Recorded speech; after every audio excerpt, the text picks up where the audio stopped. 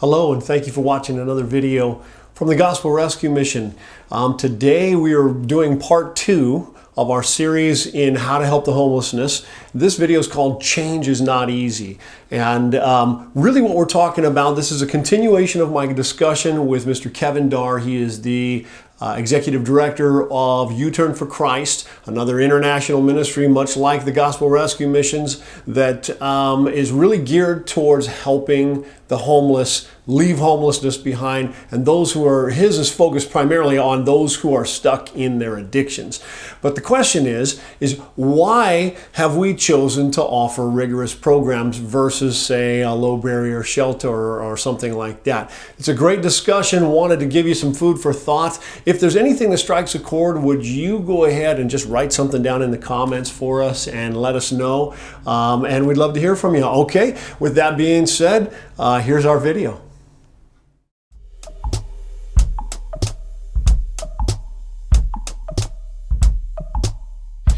Well, one of the buzzwords right now that's really big in Grants Pass, and Grants Pass getting beat up pretty hard over the lack of what they're calling a low barrier shelter, and I will give kickback on a podcast or in a blog or in a comment on the paper, and you know, it's kind of the idea of low barrier is pretty much a moving target, because it ultimately means something that you're not, whatever you're a religious guy, so it's not something that you are. But generally, I think what it boils down to when you ask what is a low barrier shelter, and I'm gonna kind of set the stage with this idea, and then what I want to ask you is going to be, why are you not one of these? Why did you decide not to become one? I know why we are not, but I'm just going to be curious about your answer. So the low barrier shelter, what they're saying is, if you let somebody come in off the streets and continue to use and continue to smoke and continue to, at least for a time, that you'll eventually be able to wean them off, and you'll eventually get them to stop, but because you let them come in the door that way, that's low barrier. Now, tie into that also, they really, we were reported, the Gospel Rescue Mission was reported as having Mass twice a day. I didn't realize we were from the Roman Church there. And you know what, look, and I would have been fine with going, yep, we do Mass twice a day. You know, I'm okay with that. And I'd stand with my Roman brothers and sisters on that. However, you know, we do require chapel twice a day, and to them, those are just too big of barriers for that person who's out on the street, refusing to come in. Clearly, that's too big of a barrier as far as they're concerned. Why now? You guys have barriers that are probably similar to ours. Tell me a little bit about them, and tell me why you chose them as opposed to being not low barrier. Well, there's a lot of reasons. First of all, you know, in industrial psychology, there's this term called the Pygmalion effect, which basically means that people will live up to or down to your expectations of them. And I believe if you're truly going to help someone, then there needs to be setting a low barrier. All you're basically doing is to me, that's not loving. And what I mean by that is, why would we want to enable somebody to continue on making bad decisions and not wanting to better themselves? Sure. To me, I see the kind of work that we do almost as a triage type of situation, where there's going to be those that have reached the bottom, they don't want to stay there, and they want help being lifted out of that. And then there's those that are comfortable in their muck and their mire, their sin, however you want to put it, and they're not they don't care about being lifted out. So to me, it's like by setting a high bar, it's saying, you know what, we have enough faith in you as an individual that you can, with the help of these various organizations, the Gospel Rescue Mission, U-Turn for Christ, whoever it is, we'll help you, we'll aid you, we'll do everything we can to remove those barriers, but you're going to have to lift yourself up out of where you're at now and set a higher standards. No, I know both of our organizations, for instance, don't allow individuals to smoke. Well, what's the negative in that? In the sense that, one, I know I was in the store the other day and cigarettes are $10 a pack. So if you're homeless, the last thing that you should be prioritizing in your life is spending $10 on something that is, one, bad for your health, and two, you can do without. It seems like kind of a double standard that I hear voters want to vote in raising the taxes on tobacco. They wouldn't respect a cardiologist who smokes. They know that every one of them knows they shouldn't do it. We've voted out that you can't even smoke in bars and taverns in the state of Oregon, and yet it's usually, oddly enough, it's Christians that I get the most kickback on the smoking thing. And now. The Gospel Rescue Mission, we don't talk about smoking like it's a sin, right? For some people it might be, but I mean it in and of itself, it's no more a sin than drinking is in that sense. Exactly. Yeah. Well, and to me, it just doesn't make sense if you're going to help somebody to better themselves, body, mind, and spirit.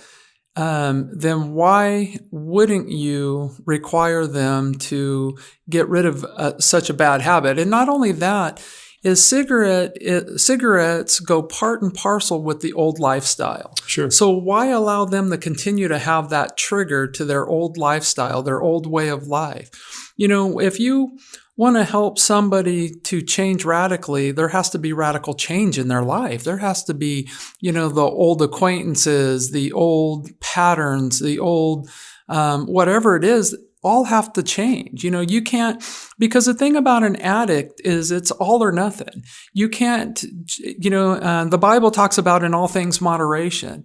Well, in an addict's life, there is no moderation. Whereas somebody may be able to go have a glass of wine with dinner. Someone who struggles with the addiction of alcohol, they can't. There's no moderation. It's either all or nothing. Right. There's no in between. And so to me, it's just common sense, because we have enough faith in the people that we minister to know that they can overcome. They can overcome. Why would we want to help them to sell themselves short in any of these areas? So, in society, we're held to certain standards, right? As if we don't show up at work, we're going to get fired. If we break the law, we're going to, have legal issues. So why?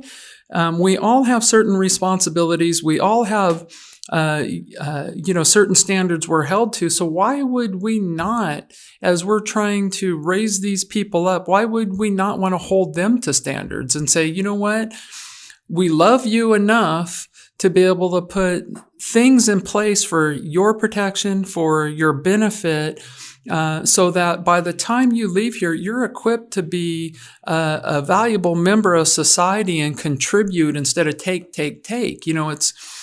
You have to change everything if you want to break those cycles in the life of addiction or homelessness or whatever it is. You can't say, well, we'll give you a place, we'll make you comfortable in your bad decisions and expect them to ever change. So that whole low bar mentality, all it's really doing is opening up the organizations that do it for those who use it to be to be more manipulative and kind of continue on in their own lifestyle, but be more comfortable in it. Now there's going to be somebody, I'm going to play the devil's advocate here. Somebody's going to say, yeah, but what about those people who just can't, who can't stop smoking in order to come in, who can't stop with their, methamphetamine or heroin addiction.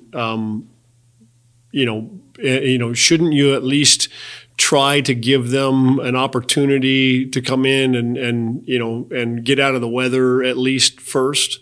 What do you think about that? Well, there's a safety issue. I understand, like, let's say, opening up a warming center if it's, below zero or whatever. Sure. But at the same time, if an organization is going to invest in somebody's life and allow them to stay 30, 60, 90 days, whatever the case may be, then, I'm not going to place on the people who participate in our program. The thing that I preach to them most is, hey, the moment you walk in these doors, you go from active use to not using anymore. We'll help you through it. We understand there's going to be struggles. People struggle with their flesh. I struggle with my flesh. Looking at someone who's been a raving heroin addict, let's say, for the last 20 years, that doesn't change overnight. The patterns in their lives don't change overnight. We'll walk them through it, but they have to be accountable for their actions. They have to be responsible and do their best. So that's why you're right in the sense that they can't do it on their own. That's the whole point why there's organizations like U-Turn for Christ or the Gospel Rescue Mission, because we will walk alongside them. We'll do what is necessary for them to be able to be successful. Out on the street in their own environment, I agree. They're not going to get off of meth. They're not going to get off of heroin or alcohol. But with the accountability that we put in place, with the structure that we have in place, we give them everything they need to be able to make those changes in their life. It becomes a point where I know in our program and in yours, it's like if they're going to use, they have to basically go around all the accountabilities. They almost have to plan to use. It's not like before where it falls in their lap. They have to. It has to be something that they orchestrate in their mind. So we add additional barriers to help them not. Right. But there comes a point where ultimately it's still going to be up to them to, accept the accountability, accept the rules. We give them the nutrition. We give them all these things so that we give them every opportunity they can to be successful. And the ones that refuse or habitually break the rules, then there comes a point where, we have to kind of get them out. So those that are trying and that are really in the battle of changing their lives, that they're not affected by those who, set a lower bar for themselves or whatever. Sure. And I think where part of the issue comes in is it's the difference in thinking between practical application of years of ministry as opposed to an emotional response to a problem. They'll see somebody outside cold and they'll want to bring them in and warm them and feed them, which, that's, I love their heart, but are they really doing them any good by making them comfortable in their sin? All they're doing is just continuing to prolong the problem. It's funny because so we worked on one of our episodes where I talked with some of my staff about this. I put together, and I'm still kind of working on this video where we're doing 5 reasons homelessness is bad, and so my reason number 5 was homelessness makes me feel falsely guilty, and so one of those things is. I think Americans tend to think in terms of ways that it's all about me. So I feel guilty for your bad choices, and so then the question becomes, what can I do? But it's not really what can I do to help you not make bad choices. It's What can I do to not make me feel guilty? And so what I do is I give away free stuff.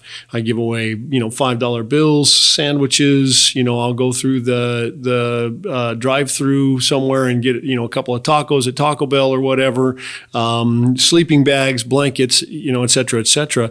And, my bottom line there is like, when we create things to solve the wrong problem, the machine doesn't work. We can't be upset that the machine doesn't work.